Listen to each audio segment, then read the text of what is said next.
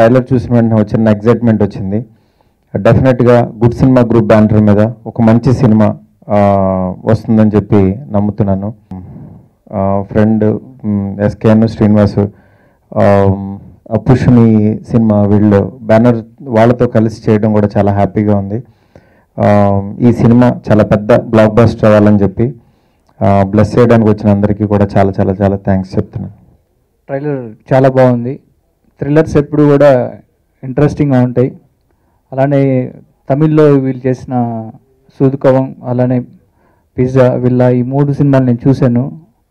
అంటే సీట్ ఎడ్జ్లో కూర్చోబెట్టే సినిమాలన్నీ ఈ ట్రైలర్ చూస్తుంటే కూడా అలానే ఉంది. డెఫినెట్గా మంచి సినిమా అవుతుంది అనుకుంటున్నాను. అలానే శ్రేయస్ మీడియా శ్రీనివాస్కి, ఎస్కేఎన్కి, పుష్పి వాళ్ళకి ఈ సినిమా చాలా పెద్ద హిట్ అవ్వాలని మనస్ఫూర్తిగా కోరుకుంటున్నాను. Thank you. ట్రైలర్ చాలా బాగుంది and I think it's gonna be a big film. Thanks. Shriya media అంటే అంతర్శ్రేయస్సు కోరుకునే మీడియా అది. అలాగే శ్రీయా మీడియా తరఫున శ్రీనివాస్ గారికి, ఎస్కేఎం గారికి, అలాగే కార్యక్రమం ఇచ్చేసిన అందరికి కూడా ధన్యవాదాలు తెలియజేస్తూ ఈ సినిమా డెఫినెట్గా సక్సెస్ అవుతుందని కోరుకుంటున్నా. సక్సెస్ అవుద్ది కూడా, ఎందుకంటే ఆల్రెడీ మంచి 3 హిట్ సినిమాలు ఇచ్చిన కంపెనీ నుంచి ఈ సినిమా వస్తుంది.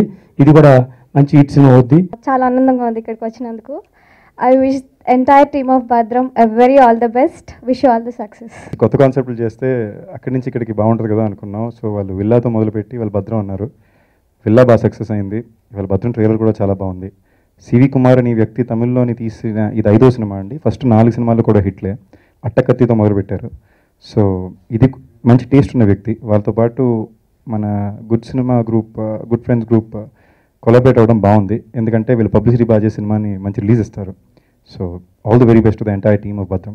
శ్రేయస్ మీడియా వాళ్ళు చాలా మంచిగా ఏ సినిమానైనా సరే ఫుల్గా పబ్లిసిటీ చేసి రిలీజ్ చేస్తారు. సో వాళ్ళ వంతు ఎప్పుడు కరెక్ట్గా జరుగుతుంది. సో ఐ మీన్ జస్టిస్ చేస్తారు ఆ సినిమాకి. ఇంకోటి ఈ సినిమాలో హీరో నాకు ఎవరో ఇప్పుడు అంటే ఇక్కడికి వచ్చే వరకు తెలియదు యాక్చువల్లీ.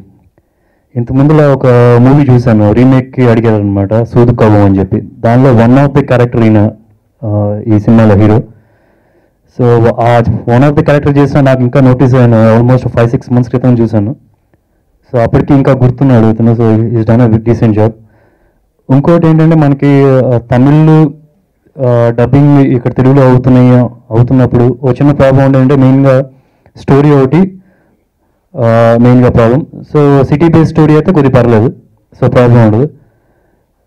ఇంకో ప్రాబ్లం ఏంటంటే లుక్స్ వైజ్ మన తెలుగు వాళ్ళ అపియరెన్స్ హీరోలు తమిళ్ హీరోలు కొద్ది డిఫరెన్స్గా ఉంటారు, కొద్దిగా కనిపెట్టచ్చు అనమాట. కానీ ఈ హీరో చూస్తే తెలుగు అబ్బాయిలానే ఉన్నాడు. సో ఐ థింక్ మన తెలుగులో కూడా బాగా సక్సెస్ అవుతాడని చెప్పి మన Shreyas media team, entire team of భద్రం వాళ్ళందరికీ ఆల్ ద బెస్ట్ అని విష్ చేస్తున్నాను. Thank you.